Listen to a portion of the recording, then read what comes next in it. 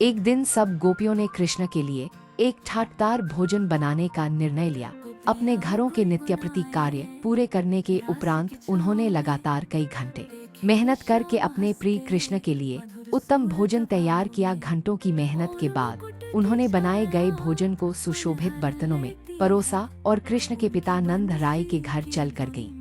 जब उन्होंने उस घर में प्रवेश किया तो देखा कि सभी अतिथि खाने की मेज के चारों ओर तथा कृष्ण उनके बीच में बैठे थे और माँ यशोदा उनके हाथ धुलवा रही थी। जैसे ही अतिथियों ने गोपियों और उनके द्वारा लाए गए भोजन को देखा तो उन्हें ग्लानि महसूस होने लगी, क्योंकि उन्होंने तो अभी अभी भोजन कर लिया था। सबने सोचा कि अपनी मेहनत को व्यर्थ होते देखकर गोपियों का तो दिल ही टूट जाएगा, किंतु गोपियों की दृष्टि तो केवल भगवान कृष्ण पर थी और वे उनकी ओर ही देखे जा रही थीं। कुछ पलों के पश्चात उन्होंने अपने बर्तन नीचे रख दिए और कलात्मक रूप से अपने हाथ हिलाते हुए नृत्य करने लगी। नंदराय, माँ यशोदा और अन्य सभी अतिथिगण यह देखकर चकित हो गए कि इतनी मेहनत से अपने बनाए हुए भोजन को व्यर्थ होते देखकर भी वो इतनी मस्त कैसे हो सकती थी।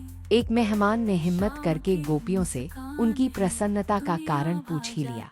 गोपियों ने अपने उल्लासपूर्ण नृत्य को रोका और हंसते हुए कहा कि वे तो यह सोच रही थी कि इतनी मेहनत से बनाए भोजन को ग्रहण करने के उपरांत कृष्ण के चेहरे पर जो तृप्ति का भाव आएगा वह कितना दिव्य होगा। जब हम यहाँ पहुँची तो हमारी आंखों ने कृष्ण के चेहरे को देखा और हमें उनके चेहरे पर तृप्ति का वही भाव दिखाई दिया। इस बात का तो कोई महत्व ही नहीं कि उन्होंने किसके हाथ का बना भोजन खाए, क्योंकि उनका तो जीवन ही कृष्ण की तृप्ति के लिए है और उनके तृप्त चेहरे को देखना मात्र ही उनके जीवन की सबसे बड़ी खुशी थी। कृष्ण कितने तेजस्वी रहे होंगे जो अपने भक्तों में भक्ति की ऐसी गहरी भावना भर दे, और कितनी महान वो गोपियां थीं जो अपने इष्ट के प्रति इतनी निष्ठा रखने में समर्थ थी। कृष्ण भक्तों, राधा रानी आपकी सभी मनोकामना पूर्ण करे। लाइक और सब्सक्राइब करना ना भूले। राधे राधे।